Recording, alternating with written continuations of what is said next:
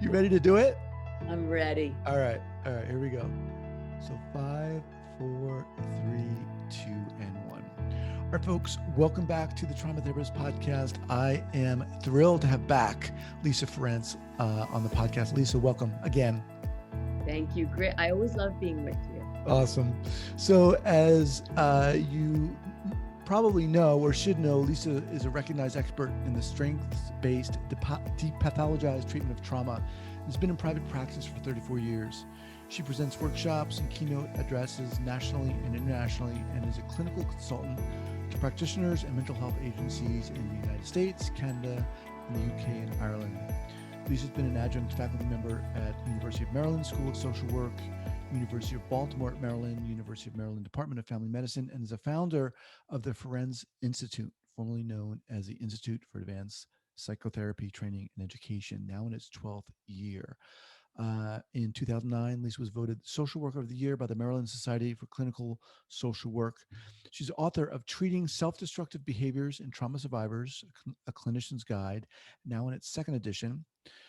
Also, Letting Go of Self-Destructive Behaviors, a workbook of hope and healing, and also Finding Your Ruby Slippers, Transformative Life Lessons from the Therapist's Couch. Awesome.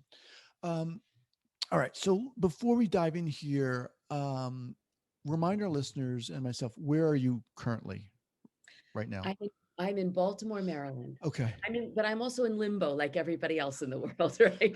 Okay. So I'm in Baltimore and I'm in limbo, just like you. Yeah. Yeah. Yeah. How are you doing? Just, Oh, thank you for asking. yeah. So I would say mostly really well, and I think I'm doing everything in my power to lead with gratitude. Um, I have to tell you, as a clinician, I did not lose a day of practice, and I'm extraordinarily grateful for that. And you may or may not know, but I actually call myself Wilma Flintstone in that I was of the absolute adamant belief that therapy could only happen face to face. I would never, ever do anything online.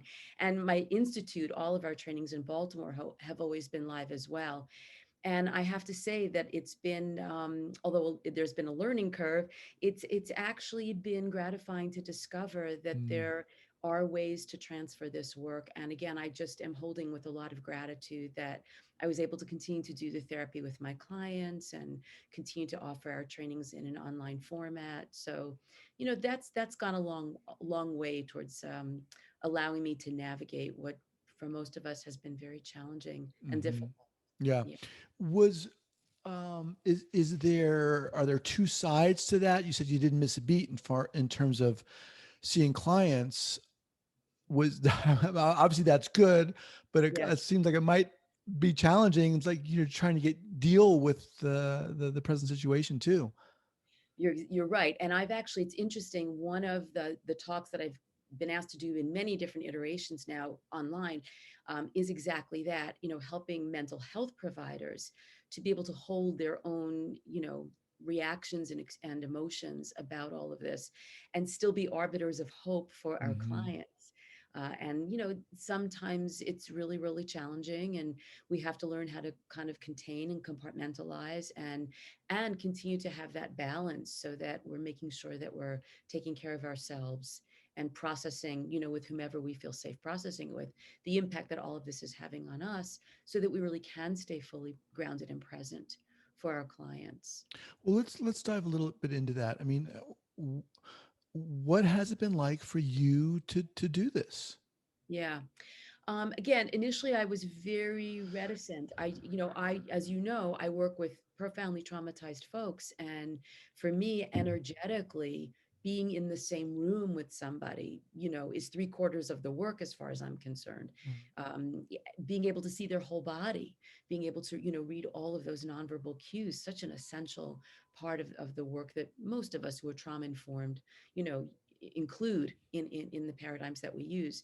And so, to get a profile of somebody and to feel, that there's some degree of distance because there's glass between us. In the beginning, it was challenging. It was So you challenging. in the therapy room, there's a big sheet of glass standing up there, as well as your masks and so forth, or whatever. Yeah, well, no. So I immediately I see I would not do therapy wearing masks. Okay. So I stopped in-person therapy a year ago now. Okay. Um, I felt that it would be so triggering for a trauma survivor to attempt to feel comfortable and safe with me if they can't see this much of my face, Right. and it would make it really difficult for me to fully appreciate and understand what was happening for them if I can't see their whole face. And so I immediately, transferred into the online format. So, I see the whole face, and there are Okay. definitely times when we're working with the body. I'll invite the client to lower their screen so I can really see their breathing and have a clearer sense of, what's happening for them. But it's challenging. They get interrupted. So many folks have young children who are either doing 100% virtual learning or hybrid learning, right? And Right. so, I do therapy sessions, and I've learned to ask, do you have privacy? Are you alone in the room? Is there the likelihood that will be interrupted? What do you have to do as soon as you click end meeting with me? Because, many folks have stayed very committed to doing therapy, but they click end meeting, and 5 seconds later, they're back on Zoom doing a business meeting. So, that context is important that for therapists to take into consideration, Mm. because it's going to dictate how deeply we go, how emotional, the client is going to get in that session, and how much time I'm going to leave at the end of the session to do containment and regrounding, really making sure they're fully back in their prefrontal cortex. If they have to leave with me and then, sound intelligent in a business meeting. Right. So what's the part of the loss, and I've always said so much of COVID is about loss, so many different kinds of losses, but one of the losses that for clients and therapists alike is that transitional space where a client, could end a session and then maybe even sit in their car for a couple of minutes, Hmm. they drive home, have a drive home, have that space so that they can decompress, so that they can do a little bit of containment, so that they can allow some of what came up to kind of resettle. And that's not happening, Hmm. for very committed clients who want to still do the weekly work, but the context is completely different. They do the work and then they have to help their kid with algebra. So, that's been challenging. That's interesting. I've heard a lot of people talk about, the challenges of doing things online and with Zoom, for example, but not so much about the context, like you're saying. Well, what are you doing exactly afterwards? Is there going to be that space? Can you take the space, which also impacts what you're going to be doing or able to do in session as well, too? Yeah. That's right. That's right. And so I think it's requiring both the therapist and the client a tremendous amount of fluidity and flexibility and spontaneity. And, we can be working on something for 2, 3 weeks, that's very deep and rich.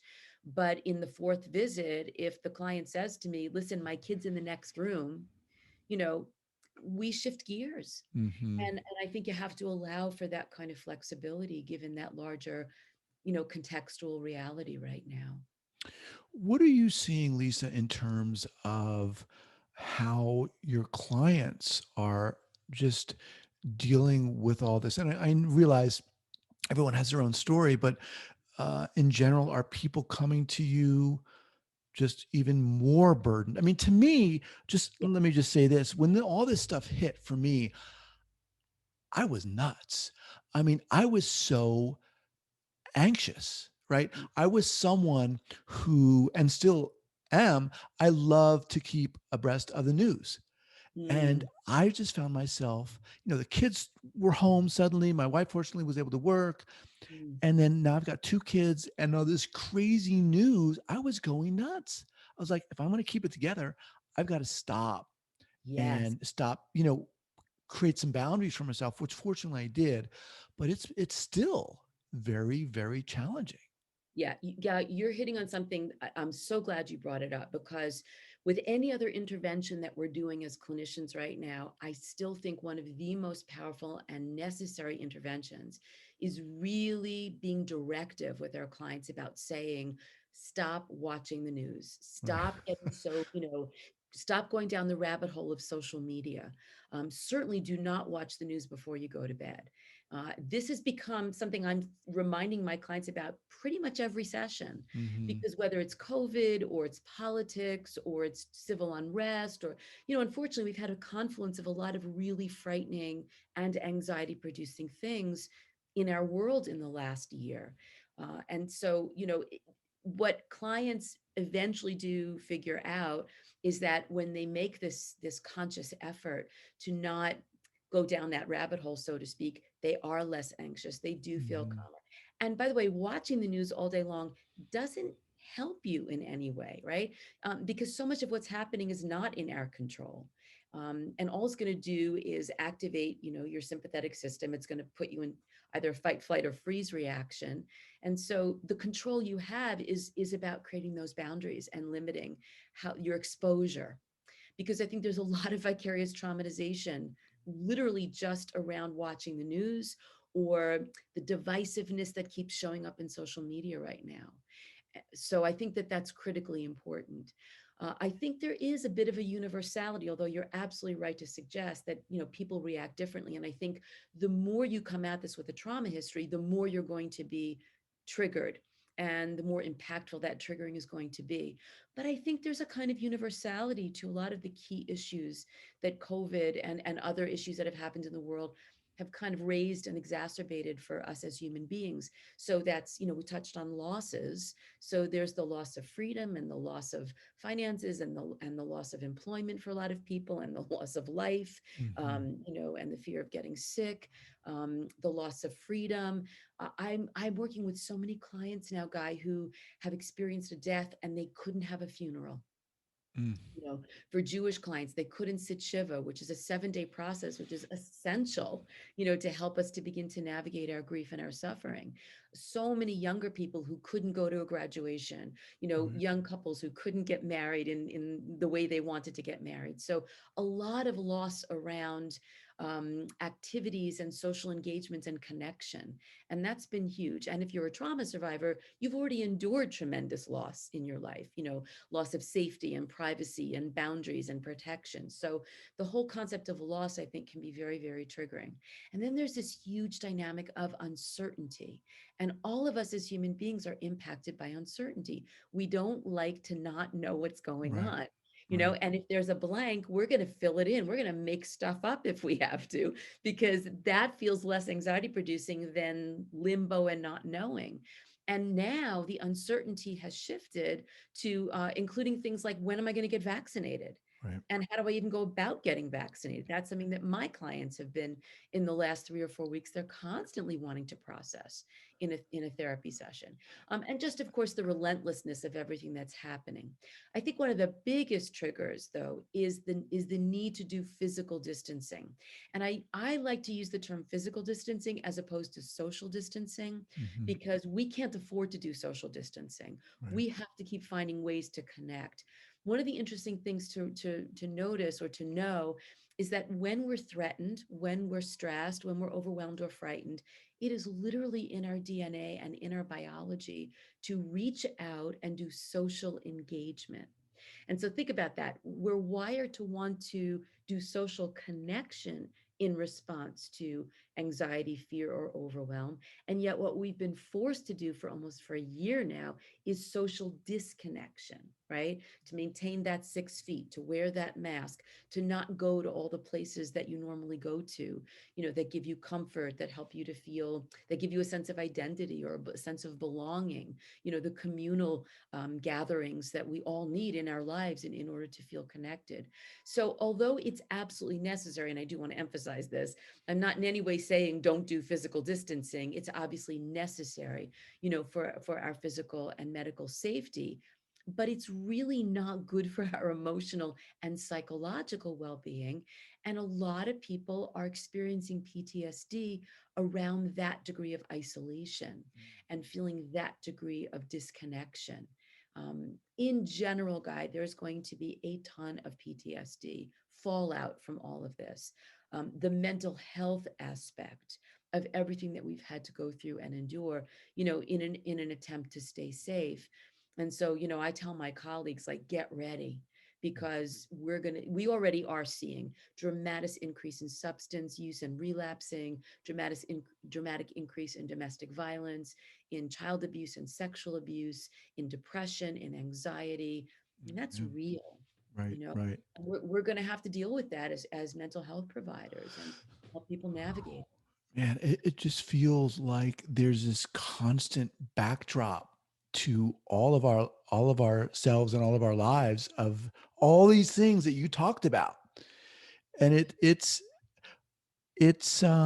yeah, I mean, for someone like myself who tends to, the needle tends to go toward more towards anxiety. It's a day-to-day recentering and recalibrating, to keep it together. You're right. You're right. What I say to my clients is if you get too focused on what you cannot control in all of this, your anxiety is going to dramatically escalate. I think the challenge and the opportunity, and I take a very strengths-based approach to everything. So I try to frame it as opportunity. I think the opportunity right now is to really get clearer about what is in our control and to make sure that we are fully and proactively using our agency around the Mm. things that are in our control. For It's a example, For example, so practicing simple little strategies that help to navigate and reduce anxiety to with a lot of intentionality, whether you want to bring on board mindfulness or meditation, becoming more aware of doing guided imagery or breath work, downloading free apps onto your phone, that walk you through very simple guided imagery and meditation for anxiety management. I think that's huge. If you can't go to the gym, and a lot of us can't because it just doesn't feel safe to do that, I've discovered all these fabulous new free exercise videos on YouTube. So I've become the queen of finding new exercise videos. that's so funny because I And then have too. right? Yeah. So, and then I pass them on to my clients. I'm like, I just did this fabulous 10,000 step walking thing, that like really worked up a sweat. And I needed this much space in my living room, again, meditation, yoga. I have a lot of clients who've discovered yoga for the first time, doing it online. We have control about our nutrition, what we Mhm. choose to eat and what we're not eating. We have control about our sleep. And are we getting enough sleep? We have control about making those social connections in safe ways. I am doing more cocktail Zoom hours with friends, than I've ever done. So it's really just kind of taking that half a step back and focusing on what is in your control. And then really, making it an intention to engage in that, reading things that are fun. I'll tell you something else that I have become addicted to, and that's jigsaw puzzles. 1,000-piece jigsaw puzzles. Now, when I first started doing it, it was kind of a way just to fill up some of my free time because I had, I wasn't traveling, I wasn't giving trainings on the road. I had a lot of suddenly I wasn't in airports anymore, so I had a lot of downtime. And then I did a little bit of research, and I was delighted to discover that doing things like jigsaw puzzles, Sudoku, crossword puzzles, this has an actual impact on our brain and our brain chemistry. You're activating the left and right hemisphere. Jigsaw puzzles and these other activities are meditative. So again, they calm down anxiety. They're distracting in a good way, so that if you're the type of person who's been perseverating about COVID, focusing on Sudoku or a crossword puzzle or a jigsaw puzzle just gives your mind another place to go. Actually releases in dopamine, which gives us pleasure and makes us feel good and positive. If you're isolating with someone else and you work on a jigsaw puzzle together, that's something that feels connecting and collaborative. Um, I have clients who are doing the same jigsaw puzzle at the same time with somebody on Zoom. Mhm. So even though they're not in the same space, they're kind of working on it together, and they're lowering their screen to show the other person, where they're at and what Right, they've done, right, you know so that's all the stuff that actually is still in our control, right, and that's what we right. got to grab onto and take advantage of right now. I can see where that might even feel more elusive because there's so much seemingly out of our control. It's so easy to get overwhelmed with that, that almost like, thinking about and collecting, gathering what we can take a hold of. Almost might seem elusive, but so crucial. Let's you mentioned a fallout, and one of the things that it's been a lot of people have been talking about, although I don't think it's been talked a lot about in generally speaking, is how all of this is falling down on the mental health clinicians and how they're going to deal with it, the fallout with them. Yeah. What are you experiencing and or seeing? Yeah, I mean, there's a lot of fallout. I will tell you, in addition to doing, therapy hours, I also provide consultation to clinicians, whether they're beginner clinicians or very seasoned clinicians. In the last 4 or 5 months, I have been, and I'm happy, I'm always so thrilled to do it, but I'm noticing this dramatic increase in the number of colleagues who are wanting to do consultation because they just need a safe place to process their own Mm. anxiety. Um, just to deal with the frustration that they're feeling about having to continue to do online therapy as opposed to face-to-face therapy. A safe place just to process their own fear and uncertainty about COVID and other things that are happening in the world. And so I do think if you are a clinician, the two things to get really focused on is give yourself the gift of consultation supervision right now because you deserve it. It will benefit you.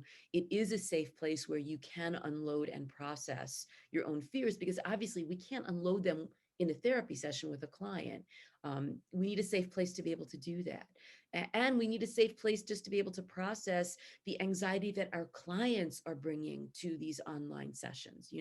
So consultation and supervision, I think now more than ever, is a real gift. And I also think we have to stay mindful of our own acts of self-care and self-compassion. So no matter what modality you use, and I use many as a clinician, I've become more and more convinced that what makes everything work is when you bring self-compassion to it.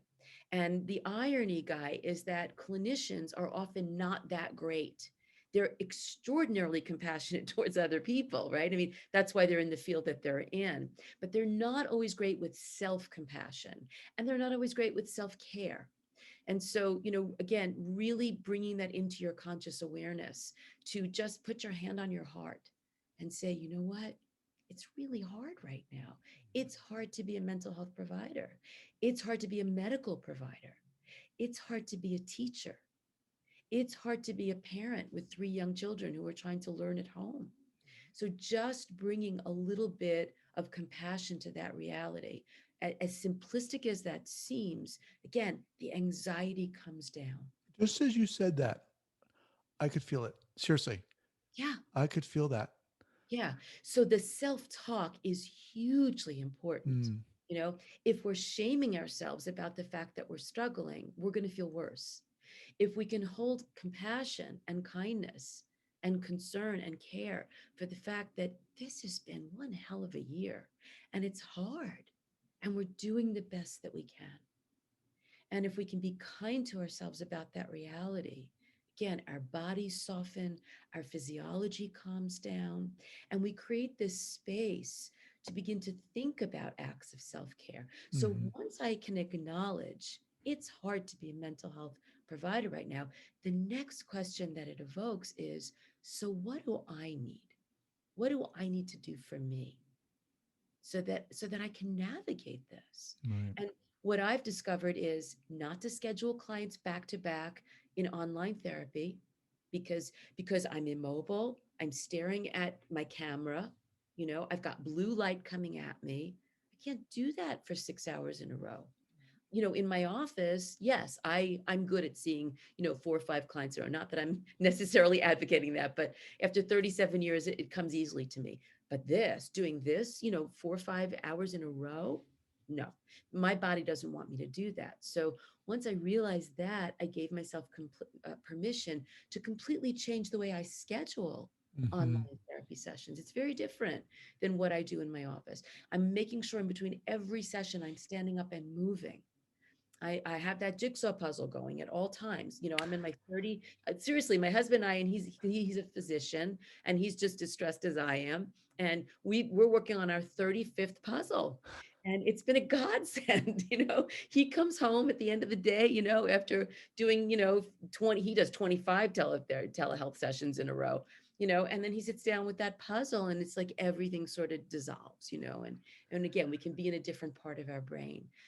Making sure that I'm eating properly, in little small ways throughout the day. Again, different from the way that I would work in my office, when I'm Mm-hmm. kind of in one place all day. Walking my dog in between sessions has been another godsend. And if you don't have an animal, a pet, just walk, Uh-huh. just walk around your house, walk outside, walk up and down the steps, let your body move. Because there is this, I think, this greater degree of being sedentary and being more immobilized because we are all doing this all day. Right. We're staring at our screens, and that immobility is not good for our bodies.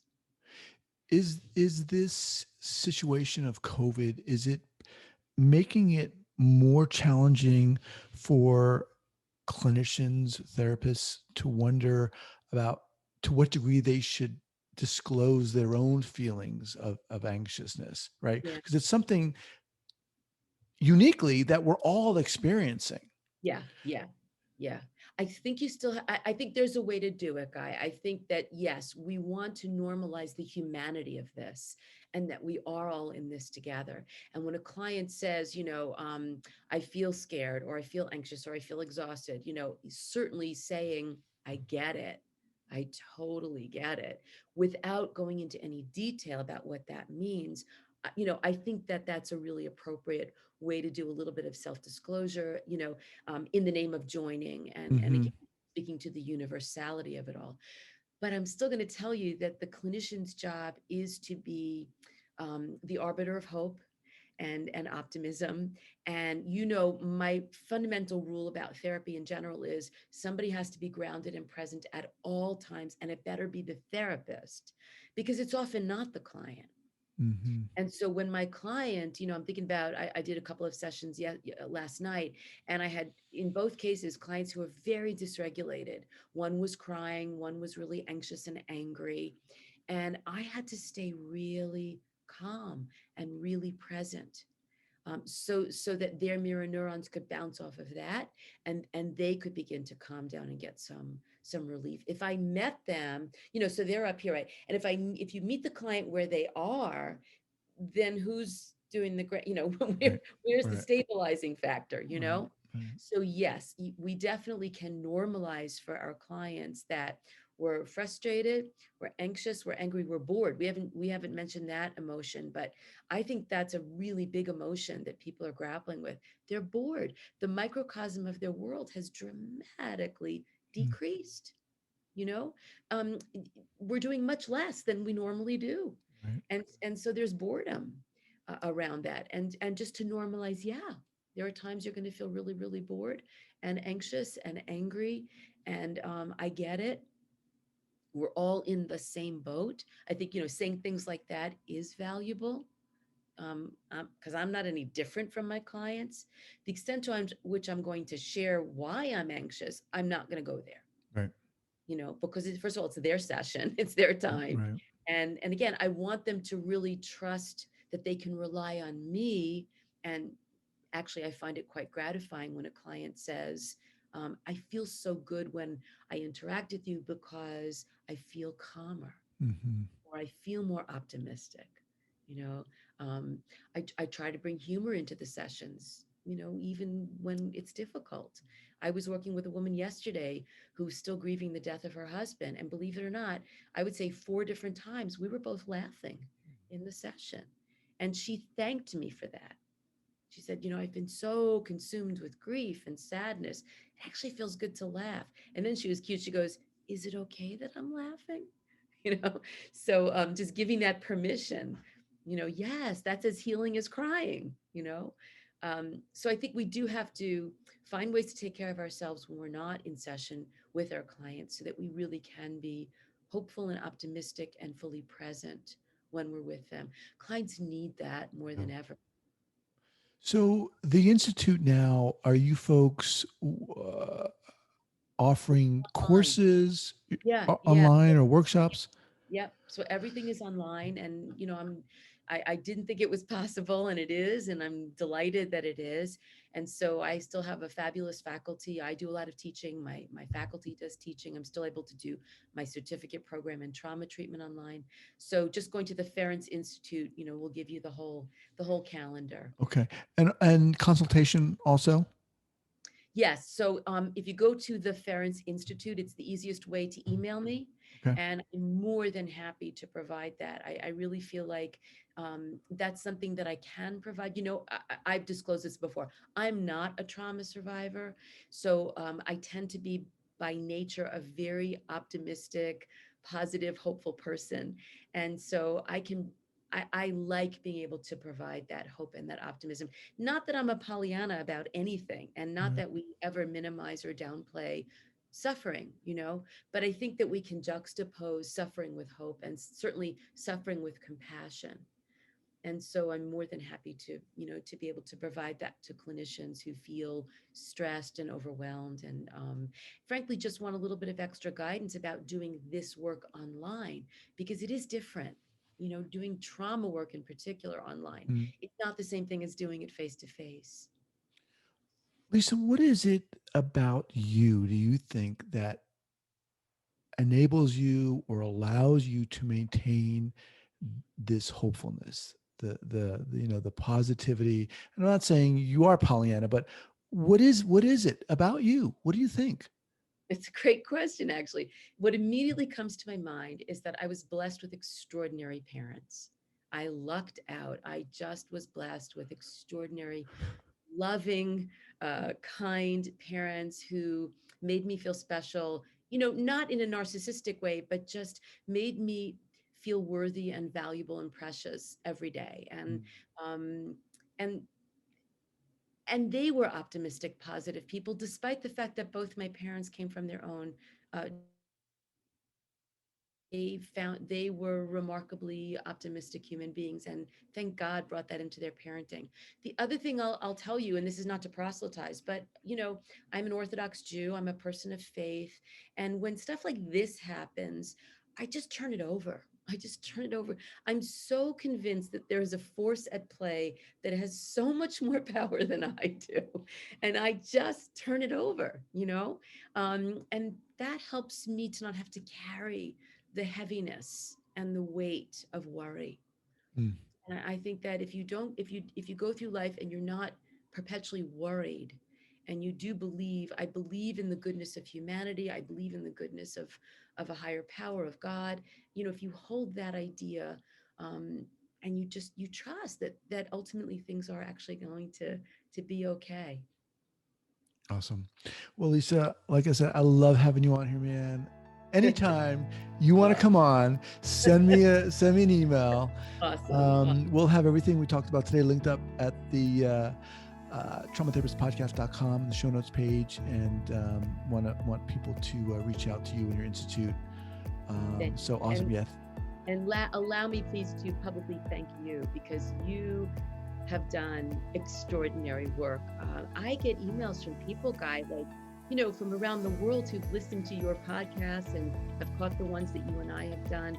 So I just want you to know that you are making a profound difference in the world. And I thank you for your spirit and your generosity. Thank you. That means a lot. I appreciate you saying that. All right. Well, take care. We'll be in touch. Good. All right. Bye-bye.